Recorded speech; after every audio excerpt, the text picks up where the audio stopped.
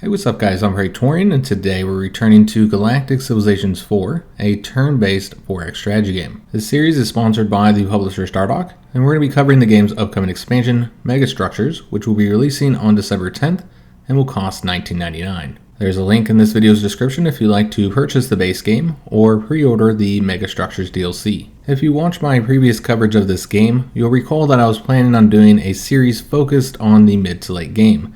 And that is going to be this series, since most of the new content that comes with Megastructures is unlocked later in the game. Thus, I've already played through the early game of this campaign, and we're picking up in December 2312, which is turn 72. Now, if you're new to Gal Civ 4, consider checking out one of my previous two series to see a campaign from the beginning. My first series in particular can serve as a beginner guide to get you familiar with the game's mechanics. So what we're looking at here is the information for our civilization that we'll be playing as for this campaign. It's the Sauros Dominion.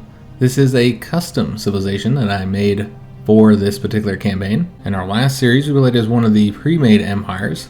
But in the first one, we also did a custom civ, and I showed that in the video how you go about creating the custom civilizations. There's actually been a lot more customization added to the game since that first campaign, as well as a lot more variety. You can now create your own citizens, which is what I did for this civilization. We have the Sauros, which are like a lizard or almost dinosaur-like type of species. So a lot of the names that I use for planets and ship types are, dinosaur-like names. This here is the flavor text that was generated by the AI using just that 1 or 2 sentence prompt. This is the portrait I selected for our leader. Unfortunately, in this particular box, it's cutting off part of his head, but normally you can see all of it. His name is Emperor Draknar Rex. Homeworld is Draconis. Our cultural focus is Totalitarianism, so we are a very ruthless and cunning reptile species that is prone to violence and value technological progress, hard work, and dominating others. The Sauros Dominion is driven by a relentless pursuit of ancient technology, progress, and grand architectural achievements that illustrate their majesty and mastery of the galaxy. So basically my lore for our civilization here is that there was an ancient peoples who, ruled the galaxy, and they left a lot of artifacts and ancient technology. The Sauros are obsessed with locating and acquiring this ancient technology because they see themselves as the heir of this really powerful galactic civilization, and basically they want to use that technology to become a powerful galactic empire that, expands and conquers all its rivals. So here is our civilization abilities. We got the ancient one, and that's so that we can get all the precursor artifacts and technologies, which is very fitting for the lore of our civilization here. They're also warriors, so they're going to get bonuses to the attack of their ships. They're also reptilian, so that increases their resolve and their approval when they're on desert planets. And then finally we have our civilization traits. They are clever, influential, intimidating, and productive, as well as militant and brutal. And their negatives are that they're unlikable and unconvincing, so not very good with persuasion, and overall they're just not fantastic at diplomacy, but very warlike, hard workers who have increased influence growth and research on all of our worlds. Also take a look at our timeline here so you can see how we compare to the rival civilizations, or at least the ones that we have found so far. We are not the most powerful in the game. In fact, the Drengan Empire is. I believe that the Sauros are number 2 currently, but quite a bit behind the first place power, at least when it comes to the faction power. Looking at our economic power, we're actually in about 3rd place, I think, and quite a bit behind these two here. Here's our military power. We've been building up our fleet, so you see that it has skyrocketed at this point. So building up the military, and now we're in 2nd place. Here's our population, kind of in the middle of the pack here. Influence, also in the middle. Manufacturing, 3rd place. Research, we are the best at research, as you'd expect with the focus of this civilization. Our approval is quite high at number 2. Here's our treasury and our prestige. We got a huge shot of prestige recently because we just got a bunch of ascension score, 72 points. So that's the real reason why we're now in the number 1 place. Here's our reports. We trade a lot with the Taurian regime. looking at our other stats, and it also shows our rankings there. And here's the stats for our 4 core worlds, so the ones that have governors. You can see that the majority of our science, income, and influence, as well as food, all come from our capital planet. And we don't have any current diplomatic treaties at the moment. We are doing a lot of trading, so here's our current trade routes, earning 79 total income per turn. Recently got 2 techs that increased our trade licenses, so hopefully should get some more trade routes set up because we can get 8 more, and so that would drastically increase our trade income. Let's zoom out for the first time so you can see the expanse of our empire currently. So these ring worlds that you'll find all over the galaxy are one of the new features that come with the expansion Megastructures. So I believe that there's one that spawns near every civilization. It's part of the story content. And these are all called ruined ring worlds. I did change the name of ours to Ring of the Ancients. And so we set a governor there and pretty much built out most of the stuff here. We got 1 tile remaining, and we can also improve the agriculture. I got a couple other things already in the build queue at the moment. So that's one of our locations. We're about to take over the ring world of this species over here. They're called the Phalanoids Advance, kind of like a moth-like species. And we're actually going to be conquering them. This location we don't need to conquer. Our culture, our influence will result in a rebellion here. They're currently 9% towards rebellion, so I might just wait until after we get that location, so we'll have control of their ruined ring world. And then we'll come over here and conquer the rest of their territory, including their home world, which I'm not entirely sure if they have anything else. Maybe something over here we haven't explored in that area just yet. But this is our second most important planet, Jurassica. There's our capital, Draconis. This planet is too small and poor to be a homeworld, it's just a colony. So our last planet is up here, it's Cretaceous. This is our newest homeworld, so we still got a lot of tiles to build on. We also only have 2 citizens, and our governors, not very loyal. I got a bunch of stuff in the build queue that we're currently working on.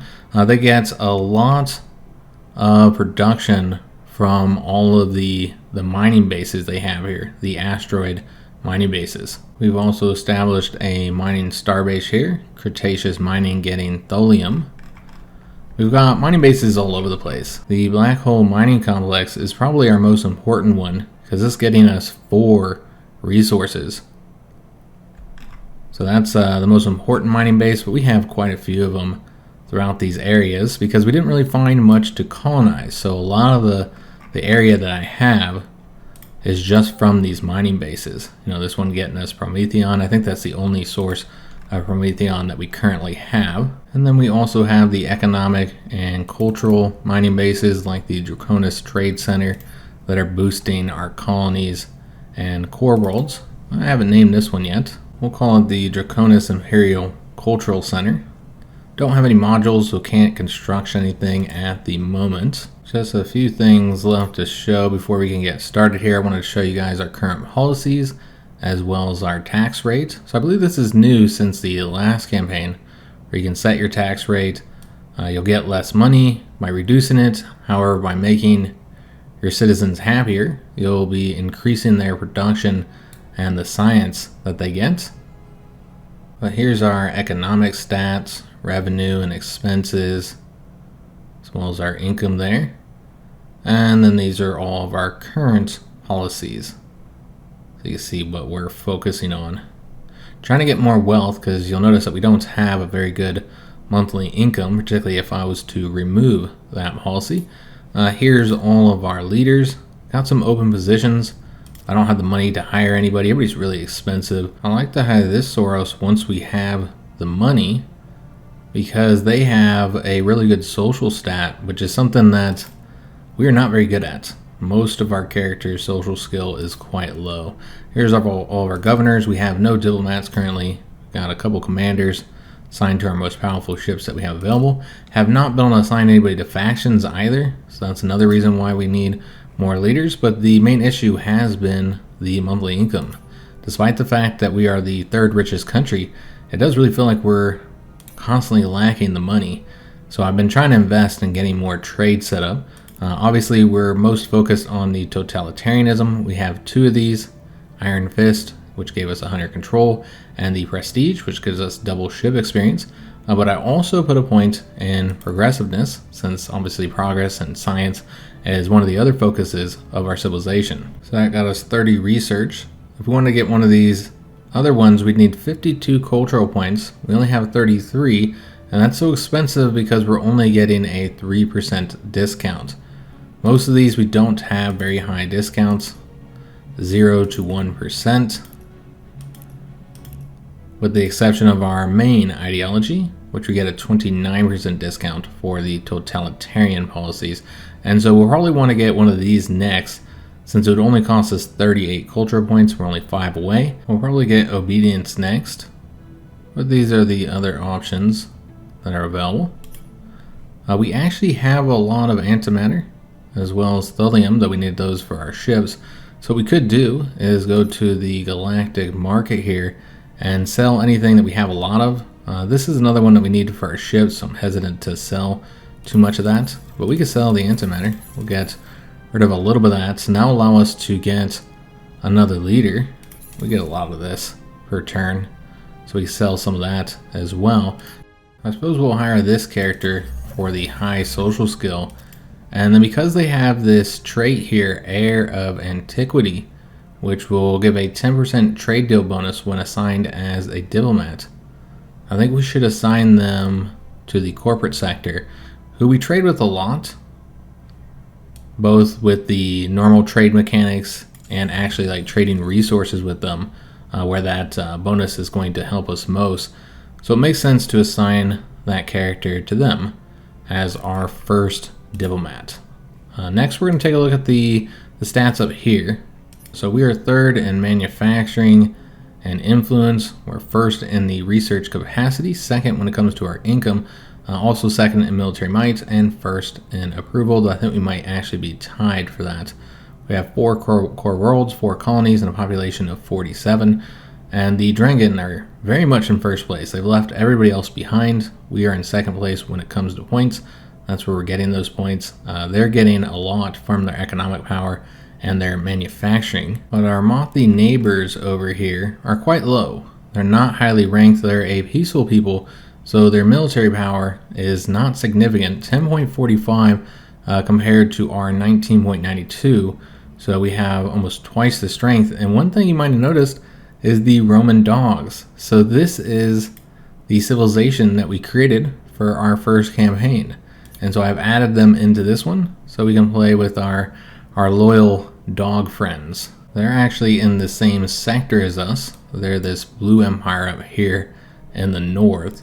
And they've certainly lost a lot, as I believe they've been boxed in here by other civilizations. But this is our sector.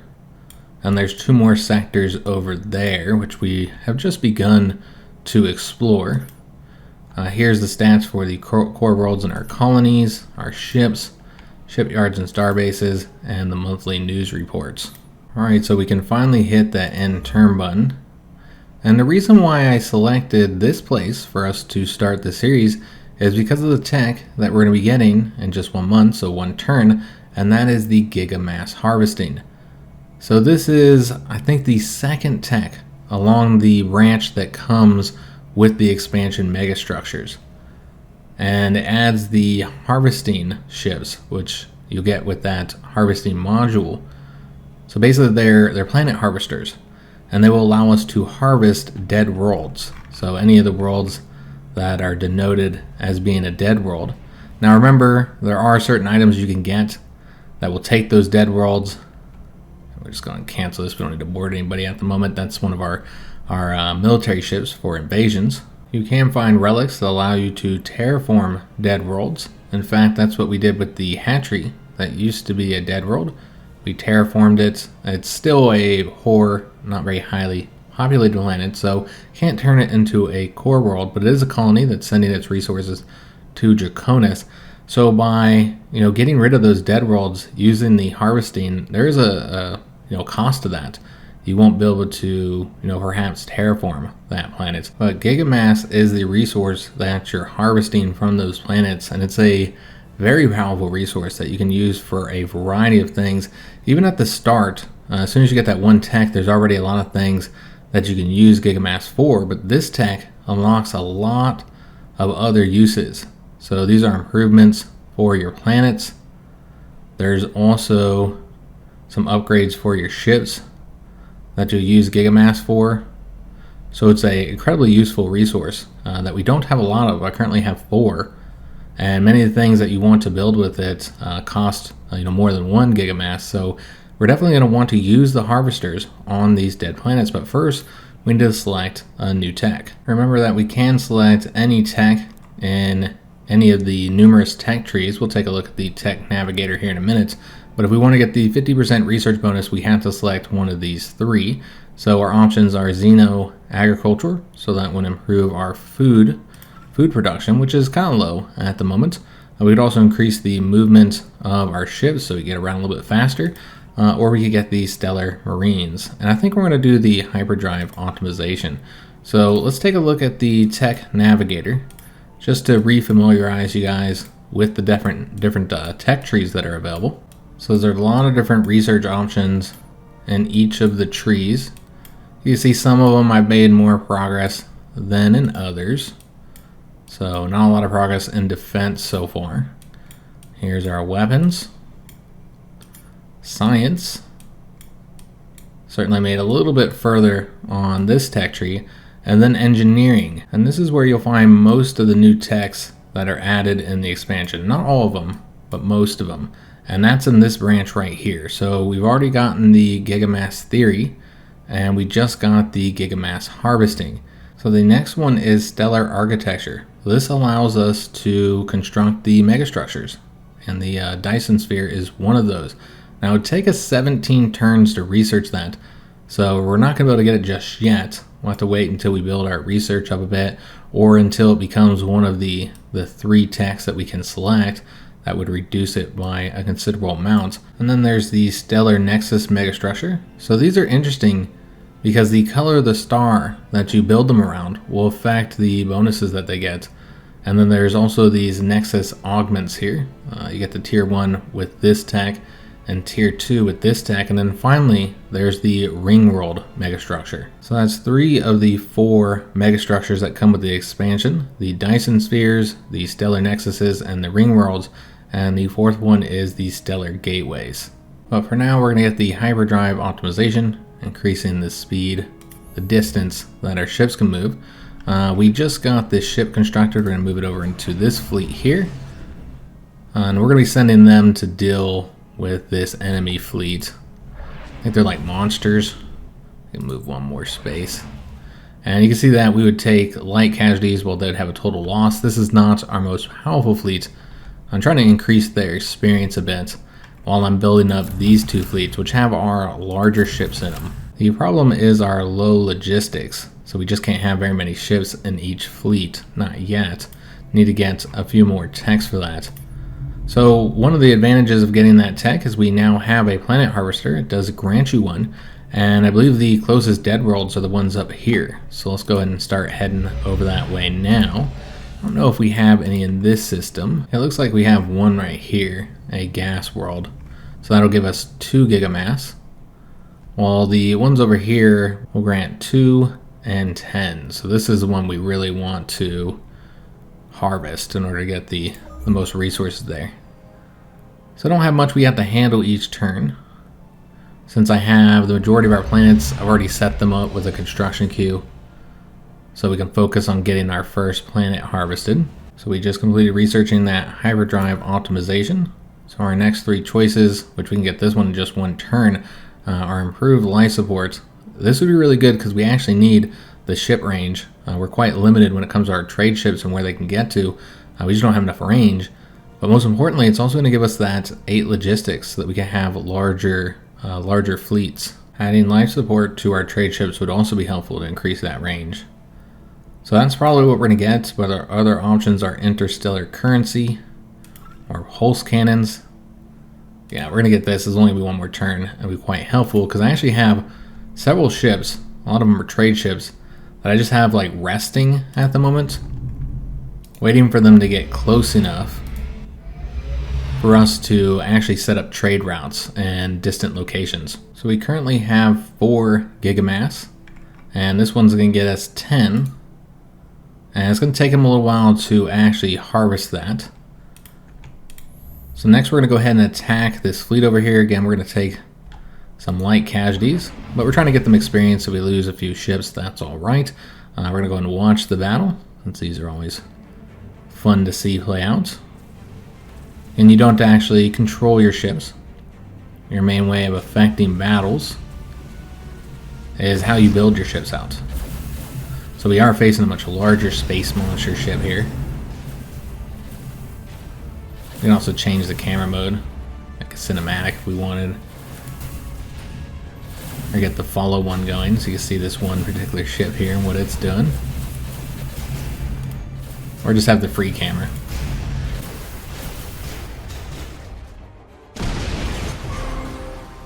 We did unfortunately lose one of our ships, but that was just a bomber. They're small and easy to build. Our fighter also took a lot of damage, but none of our larger ships, or this bomber and fighter here, took any damage. But the frigates and the corvette are the largest ships that this fleet has. So yeah, nothing significant in size. We could try and take out this fleet as well. It says no casualties. What I should have did before we did our attack there is launched our missile volley, just to weaken them up a little bit. But now we can use it on them, and then we'll go ahead and attack them as well. So a nice easy fight where we didn't take any damage. It looks like we actually need to manage our capital. We finished the construction that I had set up over here. We can actually add another tile to our planet. It makes sense to do this one here since it's completely surrounded, and so you should be able to get some good adjacency bonuses, though these are all different types of buildings. So I don't know exactly what you'd put there. However, we still have an open spot here next to the capital city, and I'd really like to improve that. So let's build it here. So we'll do the gigamass terraforming. So we have that available because of that tech that we just got, I think. This will require 2 of our gigamass, but I think it's certainly worth it to increase the size of our capital planet. Though we do have a lot of space here to build still, since it is such a large planet. I think it's worth investing in this location. I still have 1 spot left. I wasn't sure exactly what I wanted to put there, but once we have this available, then I'll know what would be the best when it comes to the adjacency bonuses. So once we get that, we'll build in both of these locations to get the +2 and also to boost the surrounding tiles.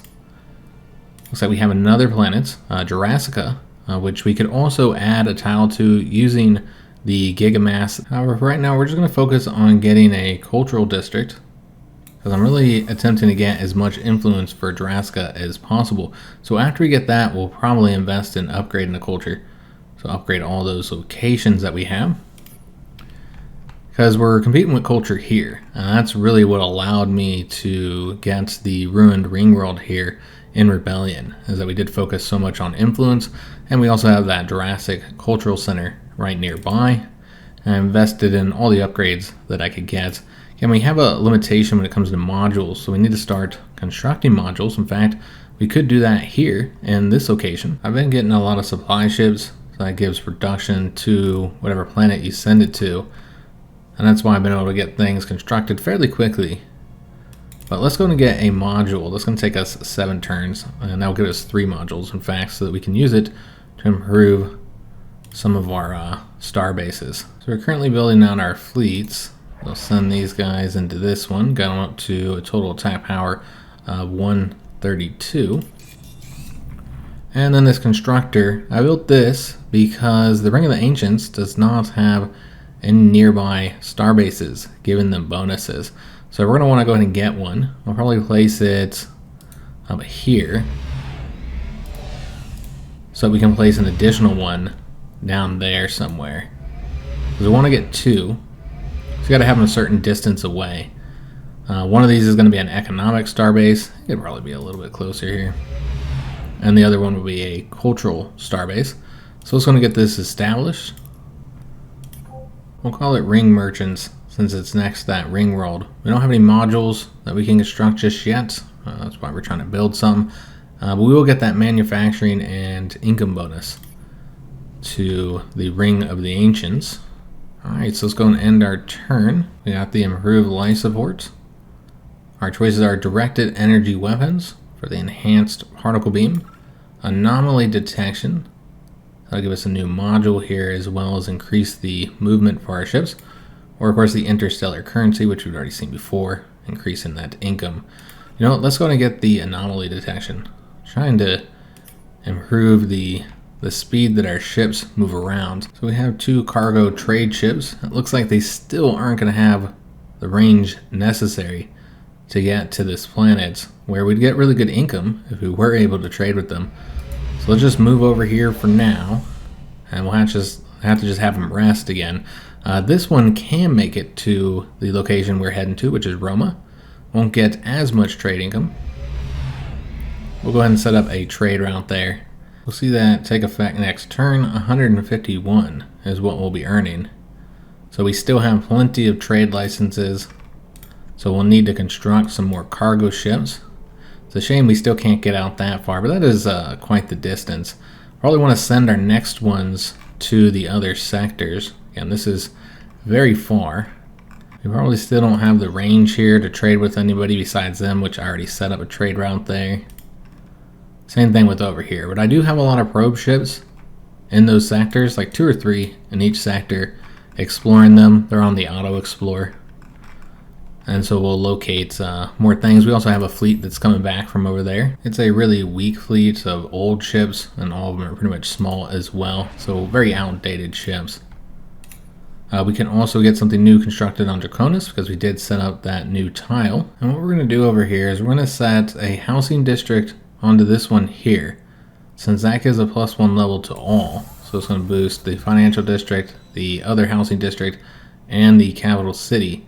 And then in this location, I think we'll actually go ahead and place the Hollow Theater. This is a colony unique improvement, so you can only have 1 on each planet, and it'll boost the approval, tourism, and population. So basically it'll boost both of these 2 population improvements, as well as the approval one, which is the entertainment district. And since it's also classified as an approval improvement, the entertainment district will give it a +1, and then of course I get the +2 since it's adjacent to the capital.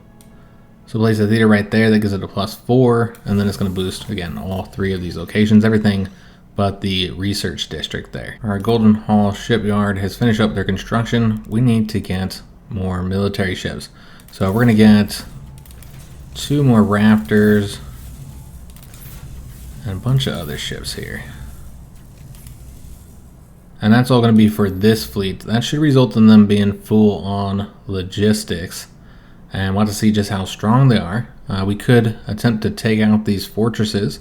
As of right now, we can see that we would not give them any casualties, while we would take moderate casualties, so would not do well. This fleet is just not powerful enough to take out these dreadnought fortresses of the independent powers here, so we can get access to those goodies that we could research. Those are anomalies that they're sitting on. So if we can't take those out, then we use them to go to war with our neighbor here, because there's nowhere else to really expand. There's nothing out here. We could just build star bases, I suppose, to get control of the territory. We really want to make sure we get this planet into our control, because if we do, we'll get access to all of their resources. But I think that's going to happen naturally anyways as our borders continue to expand. So yeah, the only recourse is to conquer our neighbors at this point, since there's not really anywhere else to expand. So we also finished the construction here. We need to get more ships focused on conquest, which is the Stegos. So get 2 more of those. We actually have 1 that I just finished constructing. We'll place that here, and then just put them on sentry duty for now. We also got an event. This is from our previous civilization that we played as, our created civilization, and it's concerning an invasive species. We're getting reports of destruction due to pests that originated from your homeworld that are now on our world from imports. So I guess that's because we just started up that trade with them. We demand that you pay us 500 credits to cover the cost of repairing the environment. So we don't have the money, so we couldn't compensate even if we wanted to. We're just going to say not our problem. This will result in us getting increased control, but we'll lose relations with them. Of course, control is what we use to enact our executive orders, and you also now use it to change up the jobs of your population. That costs 1 control every time you do it.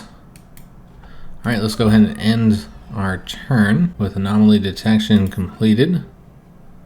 Let's start working on probably one of these two here. Could also get the Marines.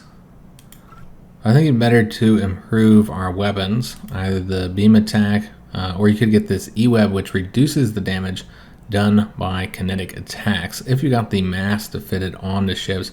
A lot of these upgrades that aren't weapons or like shields or armor, I find that it's a little bit difficult to put them on these smaller ships since you're so limited on space, and so you need to have access to the bigger ships in order to really utilize those. However, this does increase the shield strength, so that makes it more worth it. So I think we'll go ahead and get that. It'll take us 2 turns to complete it. This fleet here I don't think has anything else to do now that we defeated those 2 enemy fleets that were in our territory. So we're just going to continue moving, let's say Galactic South here. I know there's no actual South. Just put them on sentry duty, because these are the 2 fleets that we're working on improving. So we got 1 ship done here, up to 148. Probably still can take these out. Yeah, no casualties to them. Let's go and enter turn again. So another tech done, which will improve our military. Could get the reflectors. It's also espionage. Or we get those stellar marines. I think we should get the espionage for the Tower of Endless Night. It's a civilization achievement, so you can only have 1 of these across your whole civilization, and it'll grant us 10 cultural points. Cultural points are hard to get, so I think that would be worth working on. And we also can construct something here in Jurassica. And as I stated earlier, we're going to invest in upgrading our culture so that we can improve all these cultural districts in order to get more influence. As of right now, they're 24% in rebellion. You know, they're actually competing with us when it comes to culture. This is my mining base and their space. Their borders used to be over here.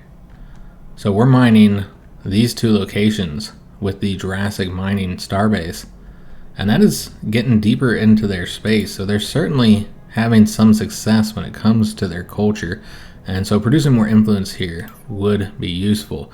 We finished up construction here in the Cretaceous shipyard, and I think we'll probably just continue working on the payloads, since this is a planet that's still very early in development. We got a lot of stuff to build, and so reducing those supply ships so we can get no more production on a planet, I think would be helpful. You've not done a good job of establishing a justice system on their planet. Instead of managing the situation at a local level, they are asking that our capital's lawmakers intervene and handle the issue. It's quite disheartening that such interventions are needed to compensate for one governor's incompetence, but we find ourselves with little choice. If we don't take action now, we risk a significant increase in crime across this world. Alright, so we can send them help. This will increase the loyalty of the governor and reduce crime, but it'll cost us 200 from our treasury. We can say this is their problem to deal with, increasing crime and decreasing loyalty, or investigate the signs of crime and corruption, starting with the inept governor. Okay, so that'll actually increase our control, and crime will be reduced, but would reduce the loyalty of this governor, who already has very low loyalty. So we're going to go ahead and send help. Increasing that governor's loyalty and also, reducing the crime would be helpful. So we have a couple things I'm noticing that we can do here. First of all, we have a harmony crystal. So these are used to improve loyalty. You gift them to your character, so might want to improve that governor's loyalty a bit more since he's still not the most loyal. It seems that we recently gifted him a crystal, so can't do it again for 22 more months. Same with this governor here. That diplomat is pretty loyal, so I suppose if we're going to gift it to anybody, it should be one of our ministers that has low loyalty, this character. So we'll boost them, get them up to 47. And then the other thing I noticed is that we finally had the ability to get a new cultural perk, and we're going with obedience to lower the expectations of citizens And also any citizen with the Totalitarianism trait will have plus 25% more manufacturing. Also spawns the support ship, the Enforcer. So pretty good trait there. And the Enforcer will be spawned right outside our capital planet here. This is a cruiser class ship, so has increased weapon range. And it also has plus 25% manufacturing to any worlds that are within its radius here. And they're a pretty solid character too, with the 10 diligence and the 12 resolve. Not as good as our other two commanders, and they're also not very loyal, though they are happy but not loyal. So yeah, we've got a decent commander, so we don't have to worry about that. We do still need to hire additional leaders. I'm gonna put the Stego over here, so they're gonna help us take over planets. And we'll continue adding any ships that we construct into this fleet. We also got a constructor ship. So we're gonna move them up here. Right there. And get an economic starbase. Although, maybe we should do the communication starbase here, since it's right on the borders. Yeah, that makes sense. So we'll do that first. Again, still don't have any modules, so we can actually improve them, make them a bit more useful to us. The Enforcer here, I suppose we'll want to add them into this fleet, which means we'll have to make some adjustments. Or we could add them to this one, because this is the weaker fleet. Although, honestly, for a cruiser ship, their combat rating's not great. It's okay. So we could just use them for the 25% manufacturing bonus, in which case we want to use them up here in Cretaceous, where they're the furthest behind on construction, because the capital is doing pretty well. So that's what we're going to do. We're going to move up here. They can also protect this location if anybody happens to attack us up that way, which is pretty far from all of our fleets. So unfortunately, we do have to end this first episode here. I hope you guys did enjoy it. If you did, make sure you leave a like on this video, subscribe to our channel, and hit that notification bell. And remember, if you'd like to purchase this game, there is a link down in the description of this video, and you can pre-order the Megastructures expansion, which will be releasing on December 10th for $9.99. So I do hope to see you guys on the next episode, where we should be finished with the harvesting of this planet. There's only 3 gigamass left. So yeah, that'll be done very soon. So we have 9 here that we could make use of, and I suppose we'd want to bring them over to this next dead planet, which again doesn't have as much gigamass. So I'll see you guys on the next episode, and thanks for watching.